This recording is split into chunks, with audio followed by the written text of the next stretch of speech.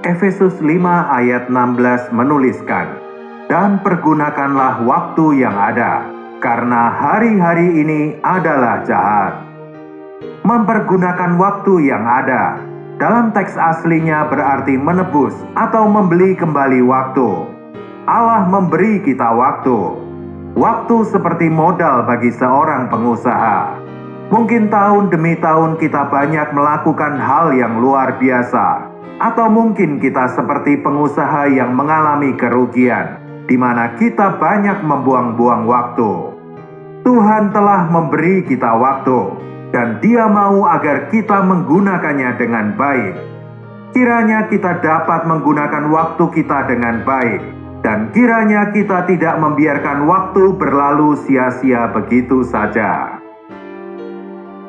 Galatia 6 ayat 10 menuliskan, "Karena itu selama masih ada kesempatan bagi kita, marilah kita berbuat baik kepada semua orang, tetapi terutama kepada kawan-kawan kita seiman."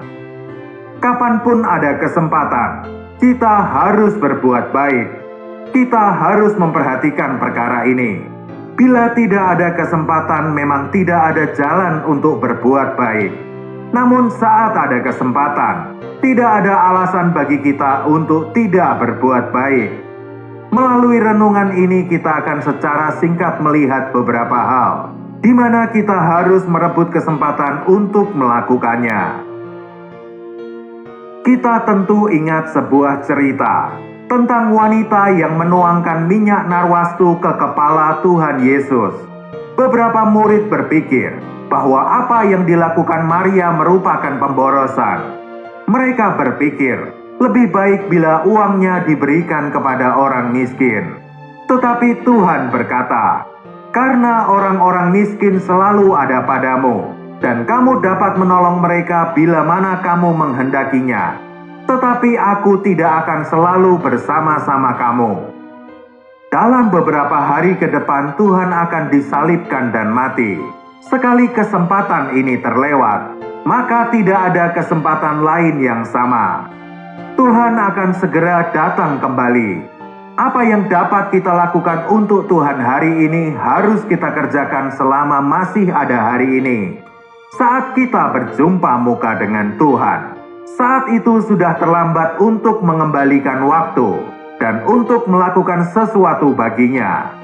Siapa yang dapat mengatakan kapan Tuhan Yesus akan datang untuk kedua kalinya? Mungkin hari ini adalah kesempatan kita yang terakhir. Oleh sebab itu, kita harus mempersembahkan diri pada Tuhan hari ini. Saat kita berjumpa Tuhan nanti, sekalipun kita punya 10.000 hati untuk dipersembahkan pada Tuhan, saat itu sudah terlambat. Kita harus melayani Tuhan selama masih ada kesempatan.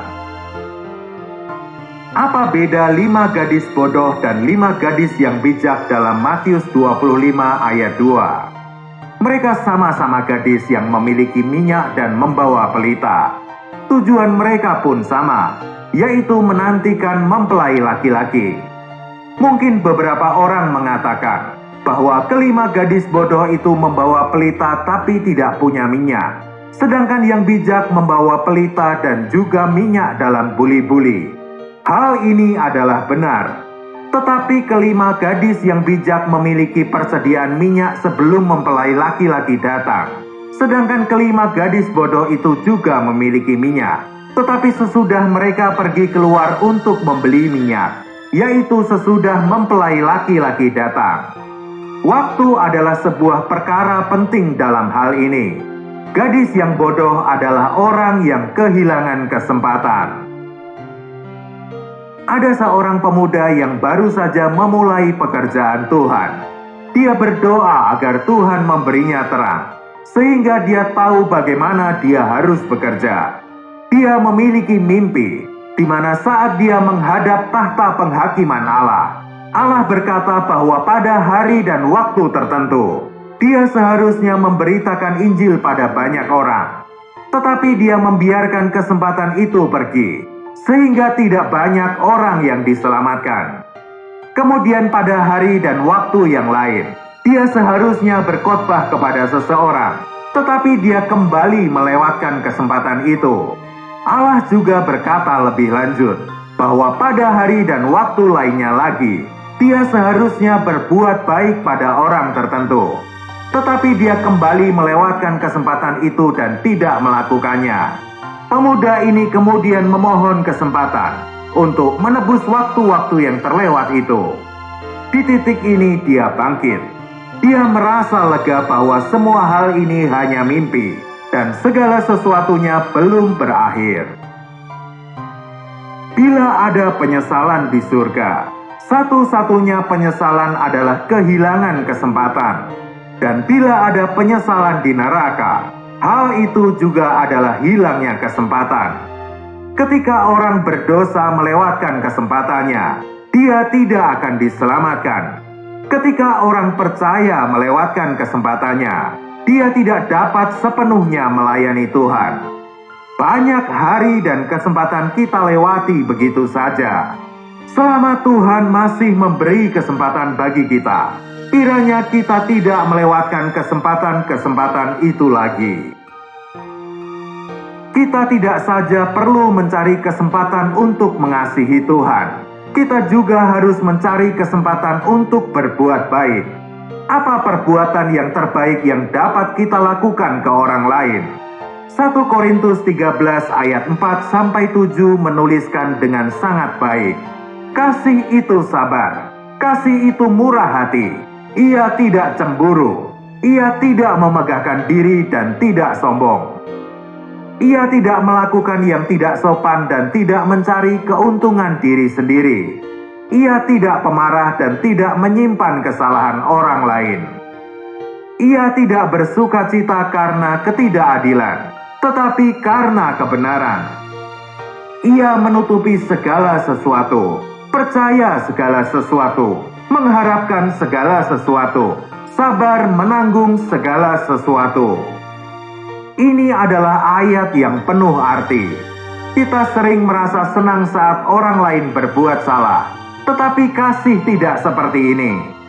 Menutupi segala sesuatu berarti tidak membongkar urusan atau keburukan orang lain. Kasih adalah hal yang seperti ini. Kasih selalu mengharap sesuatu yang baik bagi orang lain. Galatia 6 ayat 10 yang tadi kita baca memberitahu kita bahwa selama masih ada kesempatan, marilah kita berbuat baik. Apa yang Tuhan mau dari kita hari ini adalah berbuat baik selagi ada kesempatan. Dalam hubungan dengan berbuat baik, kita akan membicarakan beberapa poin. Pertama, kita perlu berbicara tentang mengampuni orang lain. Kita harus menyadari bahwa Tuhan memberi kita kesempatan untuk mengampuni orang lain. Kesempatan untuk mengampuni orang ini akan berlalu. Mungkin dalam sekejap mata kita atau orang lain akan meninggalkan dunia ini. Jadi untuk mengampuni orang lain kita tidak perlu menunggu-nunggu, karena kesempatan itu mungkin akan hilang. Ada sepasang suami istri yang bertengkar di rumah.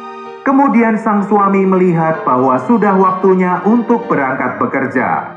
Dia memegang tangan istrinya, mengucapkan selamat tinggal, mencium istrinya dan meminta maaf padanya. Sang istri mengabaikannya dan tidak mau memaafkannya. Pada siang hari, tiba-tiba polisi membawa jenazah suaminya. Sang istri tentu menyesal karena dia mengabaikan dan tidak mau memaafkan suaminya. Begitu kita menyadari sebuah kesempatan akan berlalu, akankah kita tidak mencari kesempatan untuk mengampuni orang lain? Yang kedua, kita harus melakukan yang terbaik untuk mengasihi orang lain. Ada seorang istri yang telah meninggal. Suaminya dengan hati-hati meletakkan seikat bunga di tangannya. Seorang anak kecil bersandar di dinding dan berkata, "Ini pertama kalinya dia memberi bunga kepada ibu." Bila kita memberi bunga saat seseorang sudah mati, mengapa kita tidak memberinya bunga ketika dia masih hidup saja? Banyak orang yang diabaikan ketika masih hidup, tetapi ketika sudah meninggal, orang-orang mengiriminya bunga. Kita harus berbuat baik ketika masih ada kesempatan. Banyak orang yang menunggu kita berbuat baik pada mereka. Banyak anak-anak Tuhan menunggu bantuan kita. Kaum modernis banyak membicarakan tentang pelayanan, tetapi mereka sendiri tidak melayani. Ini jelas bukan hal yang baik. Kita terlalu banyak mengabaikan masalah berbuat baik dan membantu orang lain. Ini hal yang menyedihkan. Kita harus mencari kesempatan untuk berbuat baik pada orang lain. Bila hari ini kita tidak mengambil kesempatan untuk mengasihi dan berbuat baik pada orang lain, kita akan menyesalinya suatu saat nanti. Kiranya kita dapat belajar untuk mengampuni orang lain hari ini dan belajar untuk mengasihi orang lain. Ketiga, kita harus membantu orang dengan uang kita. Ada seorang kaya yang berkata, "Setiap kali ada uang itu harus diberikan." Jangan berpikir bahwa uang kita dapat disimpan untuk kegunaan yang lebih baik di masa yang akan datang, dan bahwa kita dapat memberikan uang lebih banyak saat ada kegunaan yang lebih baik. Sebenarnya penggunaan baik di masa sekarang itu lebih baik daripada penggunaan yang lebih baik di masa yang akan datang. Banyak orang hendak menyimpan sebagian uangnya untuk digunakan saat ada kebutuhan yang mendesak. Tetapi kita perlu sadar bahwa mungkin kita tidak akan dapat memakainya hari itu. Hal inilah yang perlu kita pelajari, yaitu mengambil kesempatan menggunakan harta yang kita miliki untuk pekerjaan Tuhan, untuk kaum saleh yang berkekurangan, dan untuk orang-orang miskin. Kita harus mengambil kesempatan untuk berbuat baik pada mereka. Sebelumnya kita telah berbicara tentang mengambil kesempatan. Ada juga aspek lainnya yang dikatakan Roma 13 ayat 14, yaitu janganlah merawat tubuhmu untuk memuaskan keinginannya. Dan Efesus 4 ayat 27 menuliskan, dan janganlah beri kesempatan kepada iblis. Kita bukan hanya harus mengambil kesempatan untuk mengasihi Tuhan dan manusia, tetapi kita juga tidak boleh memberi kesempatan pada keinginan daging dan iblis. Penyebab dosa manusia adalah karena ucapannya yang tidak benar. Bila kita tidak ingin memberi kesempatan pada keinginan daging dan iblis, hanya ada satu cara, yaitu dengan mengatakan tidak. Bila kita mengatakan tidak dengan cara yang benar, semuanya akan baik-baik saja. Tetapi bila kita mengatakan dengan cara yang salah, kita akan gagal. Misalkan seorang pria muda diundang untuk bersenang-senang dengan orang lain. Bila kalimat pertamanya adalah tidak, maka semua akan baik-baik saja.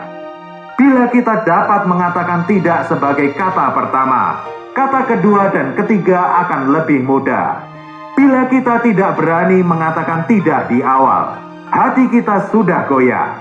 Awalnya hati nurani kita mungkin tidak setuju, tetapi akhirnya kita mungkin tidak mempedulikan lagi hati nurani. Banyak orang dapat menang karena mereka mengatakan tidak pada kali pertama. Tapi seperti Hawa yang gagal dalam mengatakan tidak sebagai kata pertama, banyak juga kaum saleh yang jatuh dengan cara yang sama. Pada akhirnya sudah terlambat, bahkan saat mereka ingin berkata tidak. Kita pun harus mencari kesempatan untuk menyelamatkan orang.